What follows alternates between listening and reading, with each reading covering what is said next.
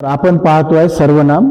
या सर्वनामामध्ये सर्वनामाचे प्रकार 6 पाहणार आहोत आणि एकूण सर्वनाम पुस्तकांमध्ये लिहिल्याप्रमाणे 9 आणि ऍक्च्युअल असलेले 11. आता या दोन मध्ये उत्तर काय द्यायचं? 1 मार्क घ्यासाठी जर प्रश्न आला 9 उत्तर द्या, 1 मार्क घेऊन घ्या. पण तरीही सर्वनामाचे प्रकार 11 आहेत. तर आपण हे कोणते आहेत ते पाहू. जसं तो, ती, ते, जो, जी, जे, याच्यापासून त्यांना, त्याने, हे त्याच्यातच बसतात. ज्याला, ज्याने, हे त्याच्यातच बसतात. तो, ती, ते, जो, जी, जे, त्यानंतर हा, ही, हे.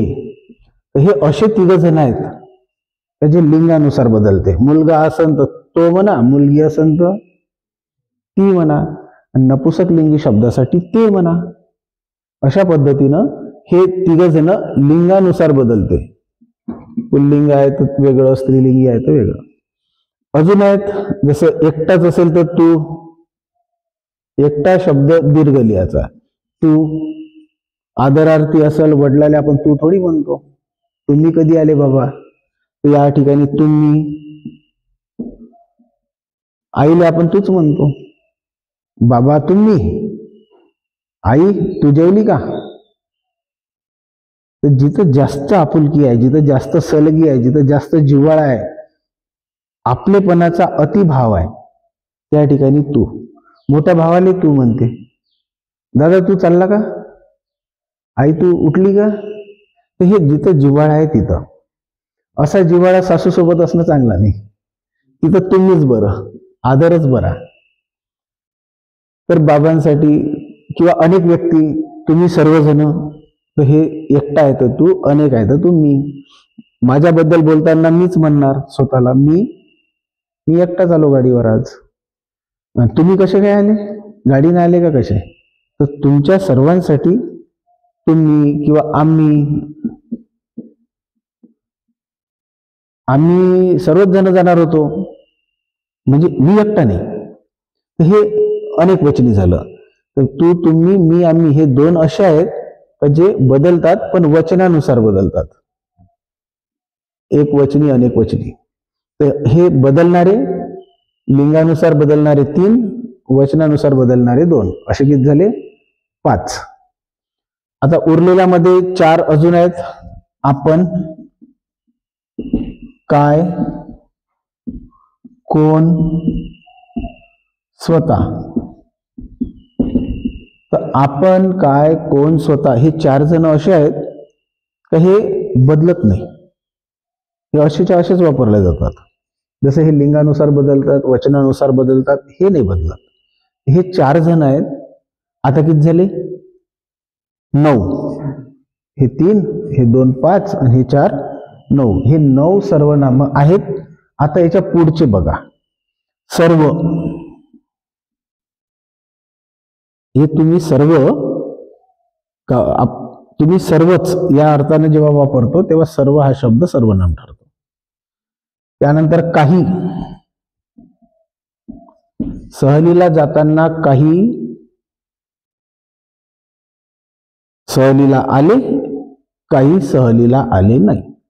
शाळेची सहल निघाली, काही सहलीला आले, म्हणजे जे काही यादी बनली तेवढे मुलांच्या नावासाठी आलेला शब्द काही आले. म्हणजे पैसे नाही देऊ शकले किंवा काही आजारी आहेत, ते जी यादी बनली अलग कॅन्सलवाल्याची, त्यांच्या नावासाठी काही आले नाही. हे नावाच्या ऐवजी आलेला शब्द आहे काही. सर्व हे सुद्धा सर्वनाम बसतात. आता किती झाले? 3 आणि 2 5 आणि 4 9 आणि 2 11. तर सर्वनामे एकूण 11 आहेत. पण जे काही पुस्तकं मार्केटला आले त्याच्यात उत्तर लिहून आहे 9. आता पेपर काढणारा काय करेल?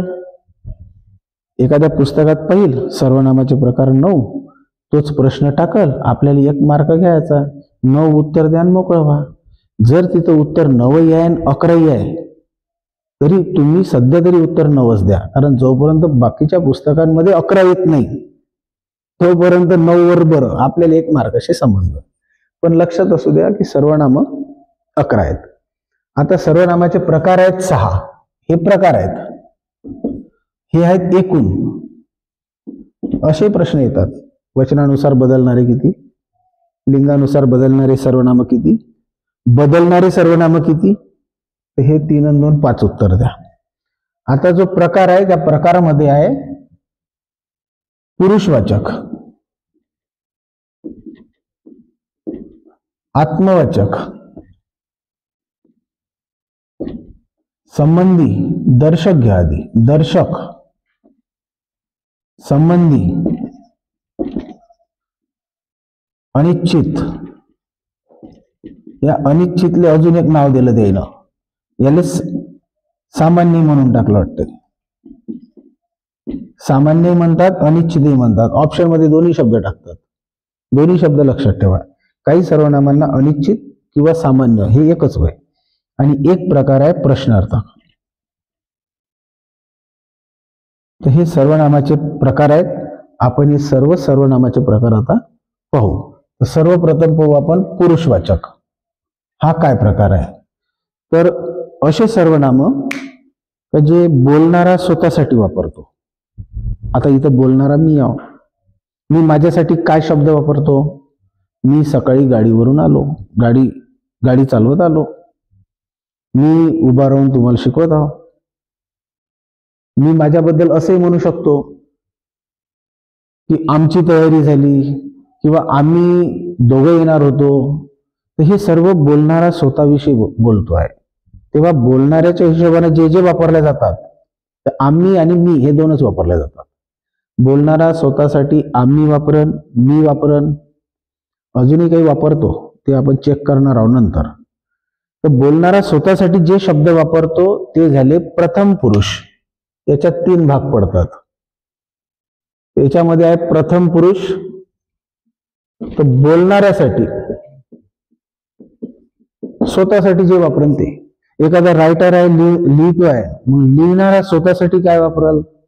तर ते सुद्धा प्रथम पुरुष मध्ये, बोलणारा म्हणा किंवा लिहिणारा म्हणा, हा स्वतःसाठी जे वापरल ते झाले प्रथम पुरुष. आता मी तुमच्याशी बोलणार, तुम्ही झाले द्वितीय पुरुष. म्हणजे ऐकणारा म्हणा, जेव्हा ऐकणारा आहे त्याच्यासाठी जे वापरलं जाईल ते झाले द्वितीय पुरुष. काहीच कठीण नाही. बोलणारा स्वतःसाठी वापरतो, मी उभा आहे, मी उठलो, मी शाळेत जाणार, हे बोलणारा स्वतःसाठी जे वापरते त्याला प्रथम पुरुष म्हणा. तुमच्यासाठी काय वापरू मी शब्द? तुम्हाला कळतं का? तुमच्या लक्षात आलं का? तुम्ही ऐकून राहिले का? तू लक्ष दे.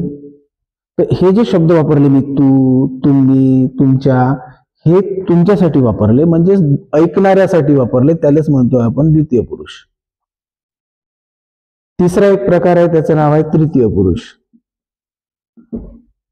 मी नाही, मी स्वतःसाठी प्रथम पुरुष. तुम्ही नाही, तुमच्यासाठी झालं ते द्वितीय पुरुष. आपण नवीन व्यक्तीबद्दल बोलू का जे इथं नाहीच. आता अमित भाऊ इथे नाही आहे, त्यांचा फोन आला, मला इकडे बोलावलं आणि ते गावाला निघून गेले. तुम्हाला फोन आला असेल ना, मेसेज आला. तर अमित भाऊ त्यांच्यासाठी आपण शब्द वापरू.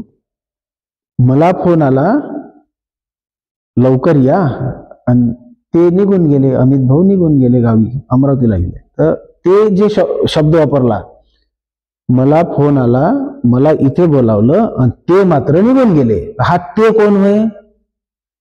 अमित भाऊ होय. हा नावाच्या ऐवजी आला ते शब्द. मग इथं तर हजरही नाही आहे, तर जे इथे हजर नाही त्यांच्याविषयी ते हा शब्द वापरला. मानदान मोठा व्यक्ती आहे तर त्यांना हा शब्द वापरू आपण. तर ते हजर नाही, त्या आल्याच नाहीत. मोठी व्यक्ती असती तर मला बोलावलं त्या आल्याच नाही.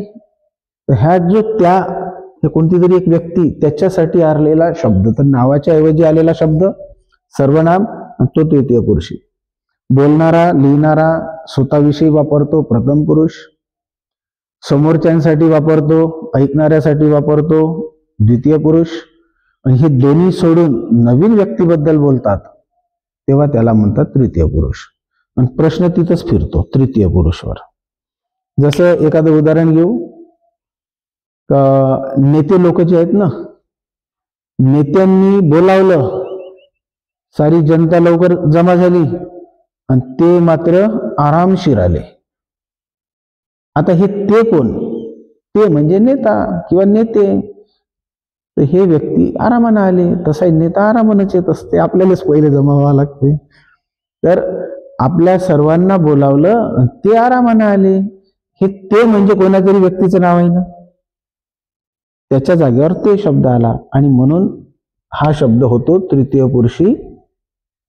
आणि कशात टाकू आपण? पुरुषवाचक. पुरुषवाचक मधले 3 प्रकार: स्वतःसाठी मी आम्ही, दुसऱ्यासाठी तू तुम्ही, आणि जे इथं नाही आहेत अशांसाठी बोलतो तेव्हा ते त्या या पद्धतीनं तृतीय पुरुष. असा पुरुषवाचक मध्ये 3 भाग आहे. आता आपण पाहू आत्मवाचक.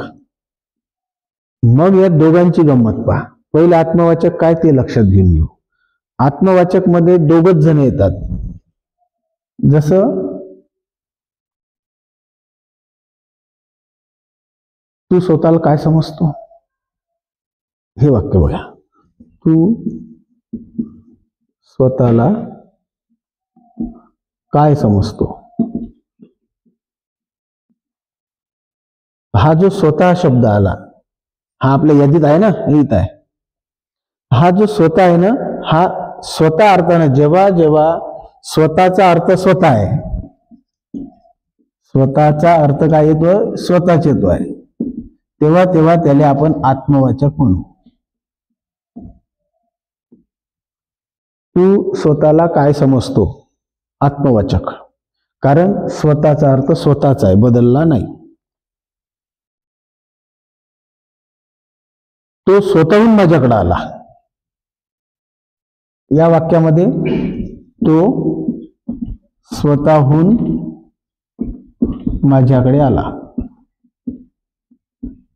हा स्वतःहून शब्द आत्मवाचक. तर ज्या ज्या शब्दाचा अर्थ स्वतःचा अर्थ स्वतः होईल तेव्हा त्याला आत्मवाचक करा.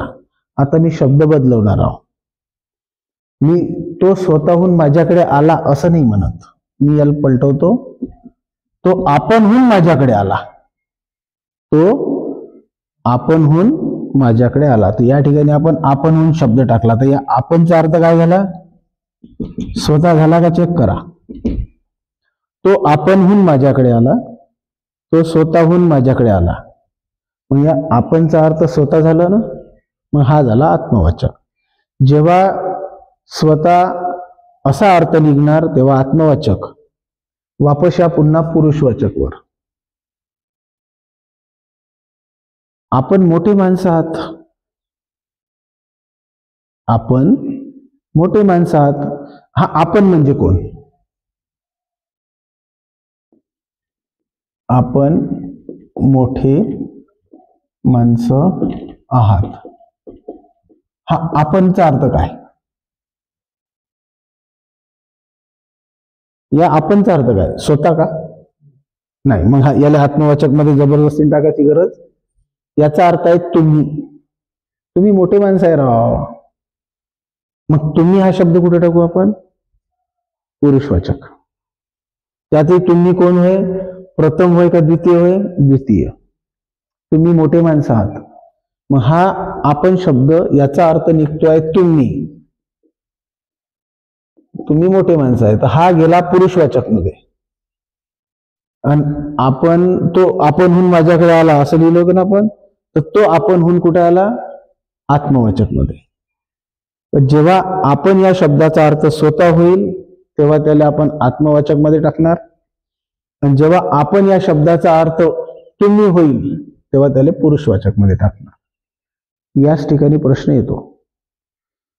अजून काही वाक्य सांगा, शोधा, विचार करा.